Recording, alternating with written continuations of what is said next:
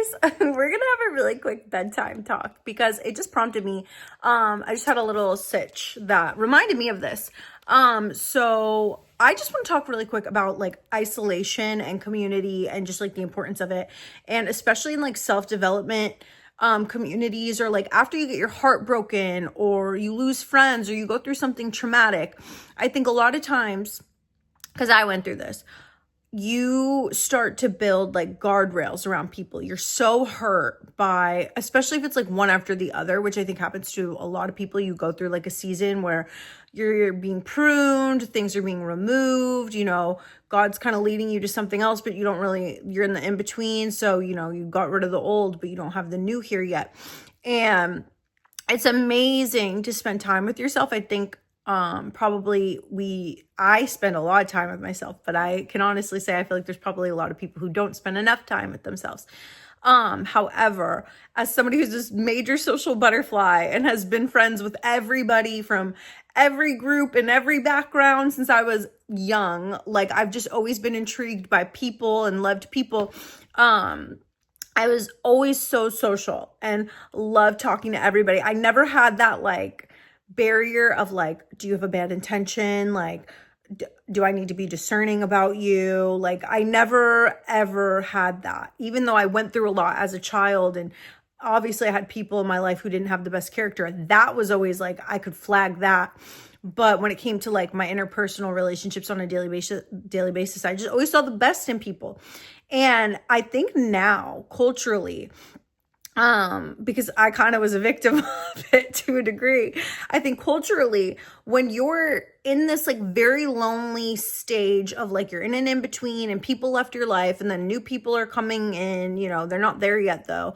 God's probably transforming and changing you. There's a lot of content that kind of like villainizes other people and like basically keeps you stuck in like this victim mindset where you think that like, if you get too close to people, it makes you weak, or they're going to steal from you, or they're going to take from you, or they're going to like give you an evil eye, or, especially like women and men relationships. I have a lot of opinions about this. And I do believe like as women, our currency in male to female relationships is very important and we have to balance the dynamics. However, it's not like we're not enemies. And I want to say that because so there's a couple of YouTube channels that I am still subscribed to because of like that little phase in my life where I was super hurt and I just like I didn't have anybody in my life. It was very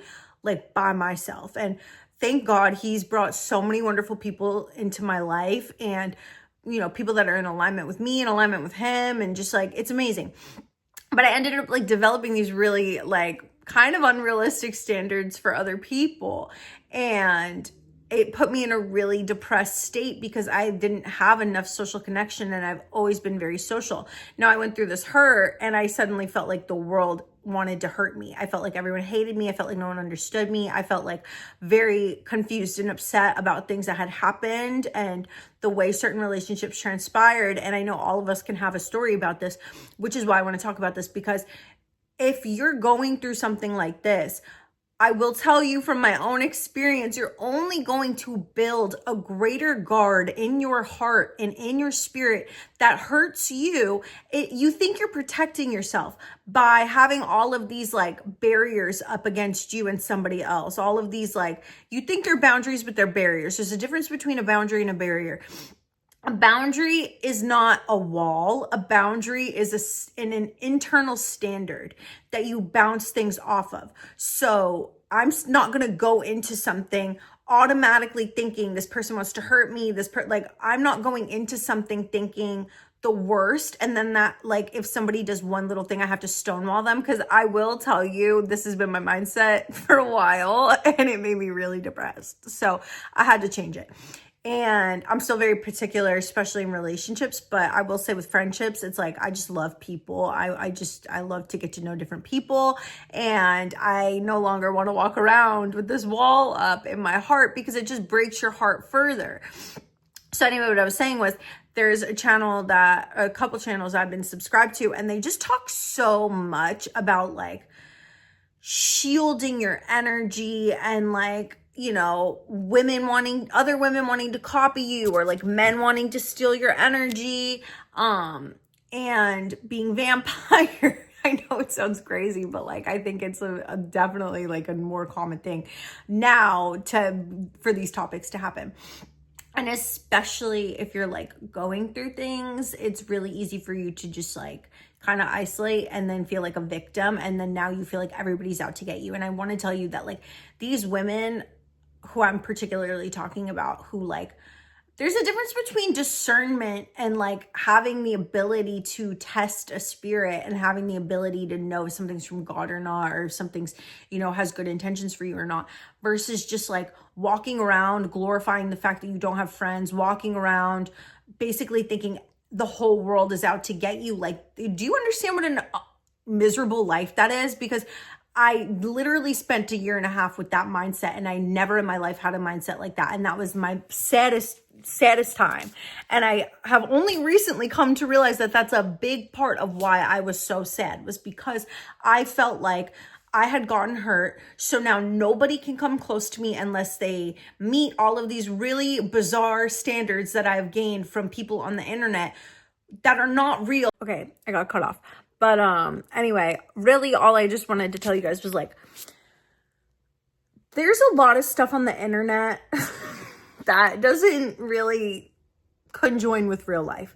And I think we need to realize that, especially if you're lonely and you're in a phase where it's just like you know what I mean? We turn to the internet and we find our people on the internet. And I'm like, I agree with that. I'm like, I think you should have like internet people that you can trust and rely on and watch and feel connected with. But I just think like this whole like mindset of basically like, and I'm very much aware of the spiritual realm. I'm very much aware of the darkness, but I want to tell you that at the end of the day, like we're called to forgive, we're called to love each other. And when you forgive, I had physical pains in my heart during the time where I was like super isolated, super like boundaries up, walls up, heart guarded. I had heart pains, like couldn't breathe. And my heart literally felt like there was something in it. Like I felt like there was like a stone in it. And I was like praying to God. I was also in my streaming era, so taking a lot of mushrooms. And I was like, still not working. Like nothing's working. What's going on? And I've always been just like the most open-hearted, free, loving person forever. So I was like, what the? Sorry. I was like, what is going on? And I was just like, this makes no sense. And I came to realize that, yes, I forgave, but in that forgiving, I was still putting walls up where I didn't want there to be walls up. Like if somebody hurts you and you forgive them and you're like, okay, like I'm good here. Amazing. But I think sometimes we carry that and like we're just carrying it so long, and we're carrying resentment, and we're unconsciously becoming victims and basically almost perpetuating that by thinking that everybody's out to get us and coming up with this like fake narrative that like everybody's a vampire and everybody's evil eyeing me and girls are jealous and all this stuff. And I'm like, but you're attracting that because that's what you're thinking. That's what you're believing is true. Versus I'm thinking now, and the thing that helped me to like really heal and break free of like all of that heaviness that I was carrying around was the fact of like, yes, I forgave. And then I just like opened my heart up. I said, honestly, I'm not going to put people in a prison for what they did to me. I'm like, obviously God will judge everything, but I'm not perfect, and God weighs all of our sins equally. So I don't care. Like there's not like levels to this. You know what I'm saying? Like we're all equally guilty, and we all probably have something that we've done to somebody else that isn't right. There's things that have been done to me where I'm like, I wouldn't have done that. You know what I mean? But there's also things I've done to other people where they're probably like, I would have never done that. So no one's perfect. But I would tell you that like, you gotta be able to set people free, and in turn, you will set yourself free. And you don't need to walk around all paranoid, like, oh my gosh, this person's an energy vampire. This person's gonna evil eye me. Like, you're just gonna call more of that in. Like, it's not real unless you think it's real. I'm so for real. Like, let people covet. Let them.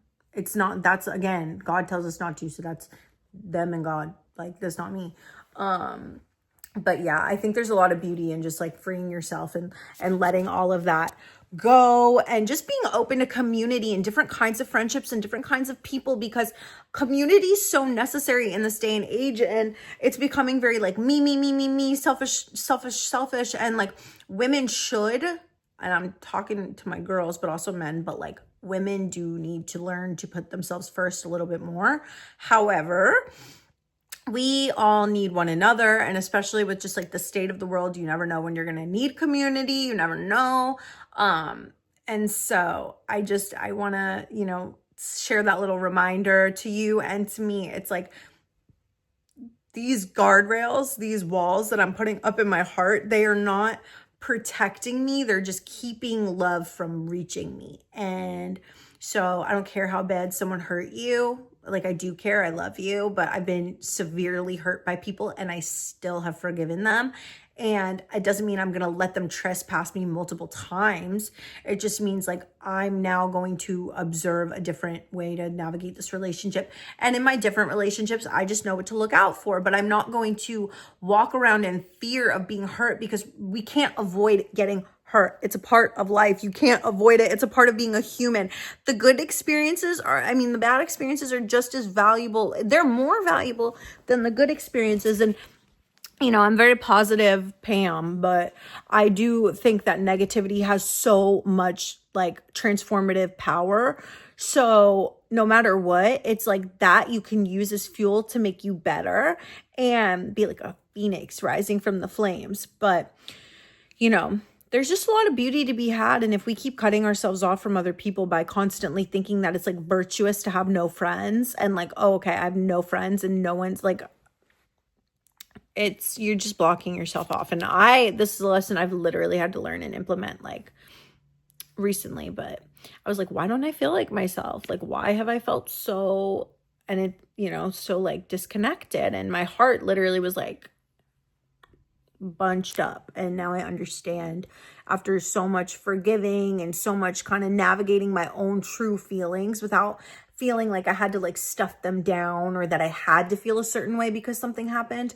I was like, I don't actually have to feel like hurt by this if I don't want to. Like I don't want to be hurt by this. And I felt like the whole world told me I had to be hurt by something, but I've always growing up like gracefully was able to just be like, whatever, like you're doing you, I'm doing me, like whatever. I could always move on, And I honestly internalized a lot of stuff, and I just felt like I had to be hurt for the sake of boundaries. And it was the thing that kept me safe, because I was like, well, if I let go of this hurt, then I'm going to my soft side, my soft spot, my sweetness, the loving part of me, she's going to get taken advantage of. But I realized that the only part of me, that sweet part of me, got taken advantage of by the part of me that felt like it had to hold a grudge. If you don't feel like you have to hold a grudge, don't hold a grudge. Like we don't have to build prisons for other people. We really don't, free yourself and free them. But yeah, I'm sorry. That was a little side note and I just wanted to share it, but I love you guys so much. I'll talk to you next time I have something to say. Ta-ta.